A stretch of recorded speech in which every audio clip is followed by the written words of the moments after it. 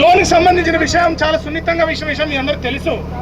మీరు జోన్ 1 వచ్చే వరకు ఇక్కడ ఉన్న ఉద్యోగస్తుల్ని ట్రాన్స్ఫర్ చేయొద్దు దయచేసి.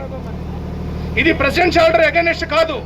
బట్ మనం మెజారిటీ పీపుల్, ఇది పార్లమెంట్, ఇది ఒక రకంగా చెప్పాలంటే ఇది పార్లమెంట్ జడ్జిమెంట్. మాకు పీసా కమిటీ ప్రకారంగా గ్రామ సభే అత్యున్నతమైన పార్లమెంట్.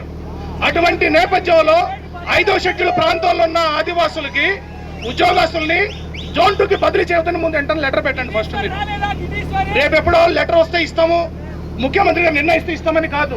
ఈలోగా ఆదివాసులు చాలా మంది కోల్పోతారు, వాళ్ళకున్న నష్టానికి గురవుతారు. కాబట్టి తక్షణమే జోన్ 2లో ట్రాన్స్ఫర్స్ అన్ని వెంటనే ఆపాలని చెప్పి కూడా ఈ సందర్భంగా మేము కోరుతున్నాం. చివరికి ఏంటంటే ఇప్పటి వరకు అధికారులు మీరు హామీ ఇస్తున్నారు, బాక్సైడ్ సర్వేకి వచ్చిన వాళ్ళని, హైడ్రోకార్బన్ సర్వేతో వచ్చిన వాళ్ళని ఎవరిని మీద క్రిమినల్ కేసు మీరు పెట్టలేదు. ఈ రోజు మా టీచర్లు చాలా మంది ఉద్యమాల్లోకి వచ్చారు, ఉద్యోగస్తులు చాలా మంది ఉద్యమాల్లోకి వచ్చారు.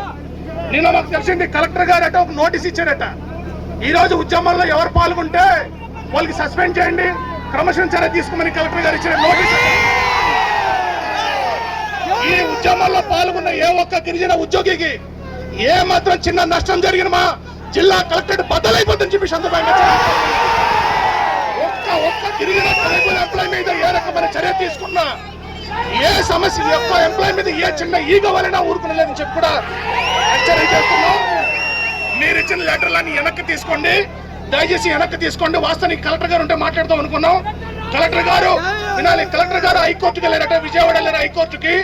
కాబట్టి కలెక్టర్ గారు లేరు. కాబట్టి ఈ రోజు ఇన్ఛార్జి కలెక్టర్ ఉన్న జేసీ మేడం గారు వచ్చి ఉన్నారు, ప్రాజెక్ట్ ఆఫీసర్ గారు వచ్చి ఉన్నారు, ఇక్కడ IR officer, district IR officers అందరూ వచ్చిన్నారు. కాబట్టి మాకందరికీ ఒక స్పష్టమైన మీరు హామీ భరోసా ఇవ్వాలని చెప్పి మీకు కోరుతున్నాం.